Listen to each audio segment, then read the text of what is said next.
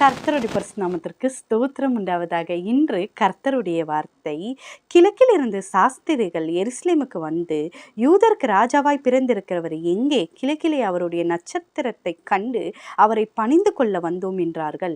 மத்தேயு 2வது அதிகாரம் 1-2 வசனம். ஆமீன். கர்த்தர் இந்த நாளையில சொல்லுகிற வார்த்தை என்னன்னா, நம்ம ரட்சிக்கப்படுறோம், ஞானஸ்தானம் எடுக்கிறோம், பரிசுத்தமா வாழ்றோம். இதெல்லாம் எதுக்கு? உலகத்துல இருக்கவங்க போலவும் நம்மளும் பிறந்தோம், அப்புறம் வாழ்ந்தோம், மரித்தோம் என்று போகலாம். ஆனால் சில காரியங்களை உலகத்தில் உள்ளவர்கள் நமக்கென்று எழுதி வைத்திருக்கிறது. உலகத்தின் அதிபதி சாத்தான் இவங்க லைஃப்பில் இதெல்லாம் நடக்கும்னு அவன் எழுதி வச்சிருக்கான். இதெல்லாம் நடக்கும் கண்டிப்பாக, இந்த டைமில் இதை இவங்க ஃபேஸ் பண்ணுவாங்க. ஆனால் உலகத்தில் இருக்கவங்களுக்கு அது அப்படியே நடக்கும். ஆனால் கர்த்தரை சார்ந்து வாழ்கிறவர்களுக்கு அதனால தான் நம்ம ரட்சிக்கப்படணும். அதை கர்த்தர் மாற்றி எழுதுவார், மாற்றி அமைப்பார்.